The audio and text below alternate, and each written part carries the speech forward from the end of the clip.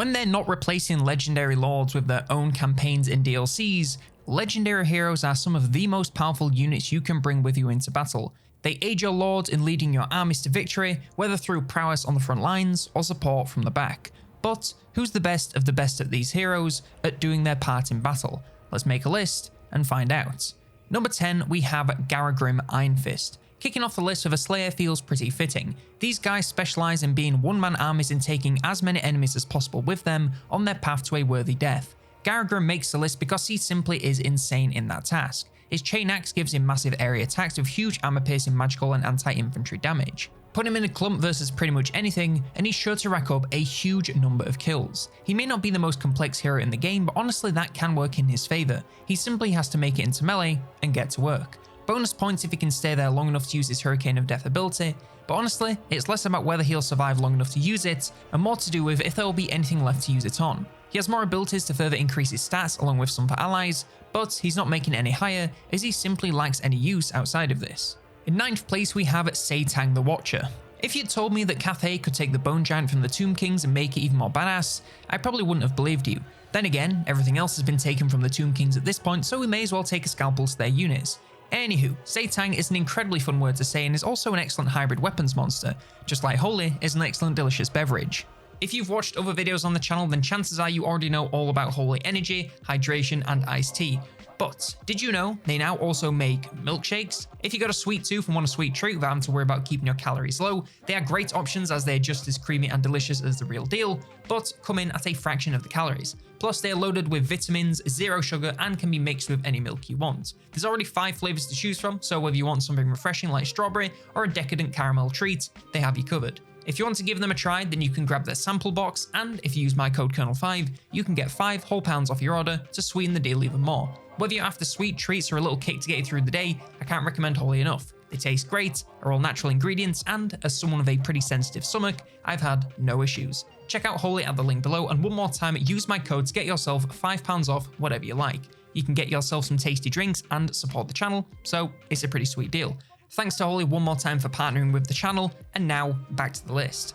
Technically, Setang is mostly focused on range damage with that crazy range and massive missile power, but don't be scared to get him into melee if the occasion calls for it. The ranged power is very effective versus large targets with huge impact along with a modest explosion to keep things fun. That bonus versus large is very significant, so single entities really feel the burn when placed in his sights. In melee the damage continues, but you are obviously putting him at risk with that low defense and large hitbox. However, at least you can use his giant leap for honestly less damage than it looks. Setang isn't getting any higher mainly because he looks a lot better than he is. Don't get me wrong, he's still fantastic and the best single target damage you can find in Cathay, but he looks like a destroyer of worlds and he's simply not.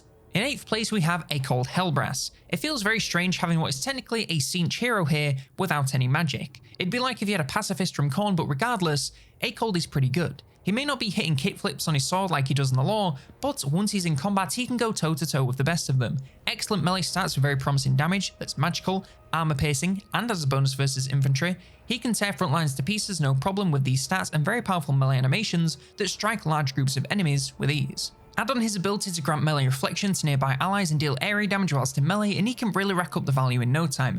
However, perhaps his crowning achievement isn't even mentioned in his unit summary. Breath of Life grants him regen and vigor at all times, meaning he's very difficult to put away. Not only will he stay healthy, but he'll also never get tired, ensuring his stats stay high and his enemies stay running.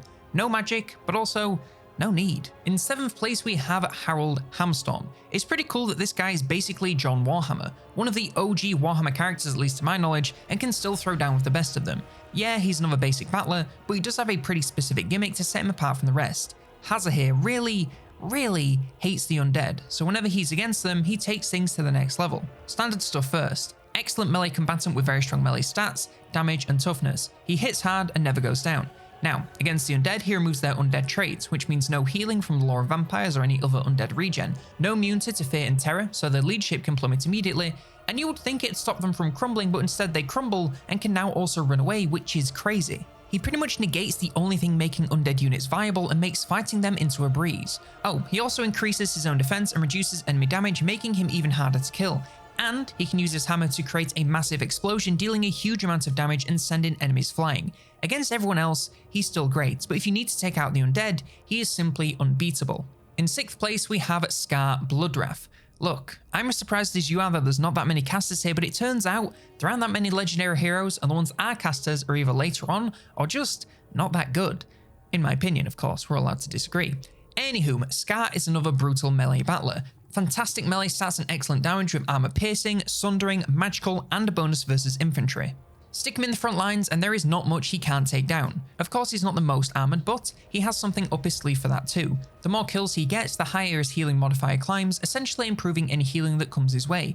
Then, once he reaches 25% HP, he heals for 20% of his health plus however much his modifier is improved. 30% might not seem like much compared to 20%, but it's an extra 560 HP, which is pretty significant on someone so strong. Add on his damage boost to nearby allies, debuffs to enemies, and enhancements for himself, and he's a terrifying force to meet in battle.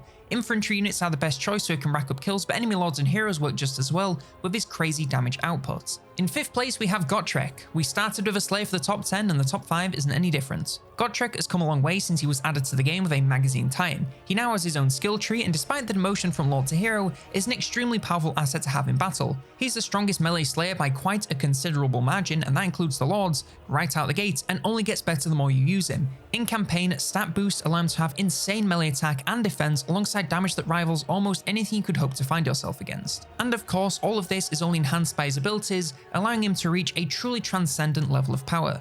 Now yes, he has no armor, but he can also enhance his defenses, so it's not all bad. Plus, the best defense is a good offense, and he has some of the best. An unbreakable ball of violence and bloodthirst make Gotrek into one of the best combat heroes you can have in the entire game. If you have an opportunity to enlist his services, take it. He is unmatched on the battlefield and will serve you well no matter what you are fighting. And in 4th place, Felix. You know, I really initially thought Felix wouldn't even be on the list, but on reflection, I realise he's even better than his Slayer bestie. He may not have the raw power and damage output of Gotrek, but what he lacks in damage he more than makes up for with mountains of utility. That said, damage first. He's still an excellent melee battler with great melee stats, armor piercing, and even some survivability. He's no one-man army, but he can hold his own just fine. However, pair him with another lord or hero, and he unlocks a whole new level of power.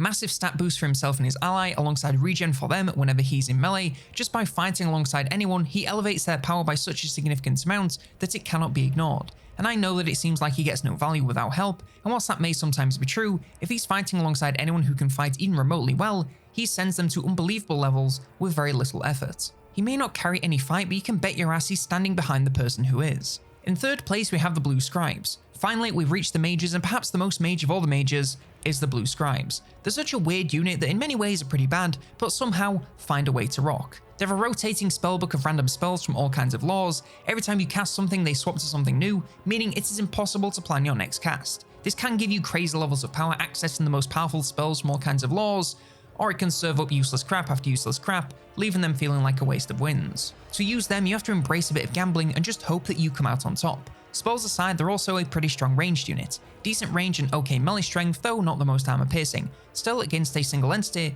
they can do pretty well. Melee wise, they're pretty ass, so avoid that, which should be no problem with their high speed. The real power here is the spells, so as long as you make lots of use of that, you should do great. In 2nd place, we have Lord Croak.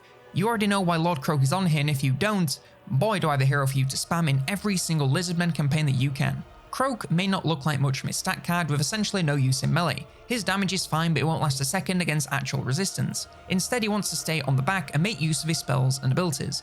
The Deliverance of Itza in its 3 tiers is the same spell, and each one increases in area and damage. Tier 1 is pretty cataclysmic, so as you'd imagine, Tier 3 is essentially a nuclear strike. He may be a little expensive, but there are few casters who can rack up as much value in as few casts as Croak. Add on his Supreme Shield of the Old Ones, granting 40% damage resist to all allies in a massive area, and there are few who can match his insane amounts of damage and utility. He is the best pure spellcasting hero in the game, and he doesn't even have a proper lore of magic. However, in 1st place we have Codil. The only thing that was going to beat Croak was a powerful caster with some other use, and Codil is simply the best of both worlds. He may not have the raw destructive spellcasting power as Croak, but his lore of magic is plenty powerful with damage and utility aplenty. On top of this, he's also a devastating melee battler with excellent melee stats, especially for something so large. Very high armor piercing damage combined with magical and armor sundering make him cut down all he faces in no time. Be it crowds of infantry, other large targets, or even enemy lords and heroes, he can do it all. His only real weakness is his size, making him a real pincushion for enemy ranged, but if you can manage this, he is unstoppable. He removes enemy magical attacks, increases ally attack, and even deals constant damage to enemies, meaning anything close to him isn't long for this world. Oh, and he's unbreakable and can snipe lords and heroes like they're nothing with his muster of the Malevolence ability. He is the strongest hero in the game from one of the strongest factions in the game, and both of them feel like total sleepers. But what I want to know is, who do you think is the best hero in Total War Warhammer 3? Let me know in the comments below. Like, subscribe, and if you want more Warhammer 3 list videos, then check out this one all about the best lords.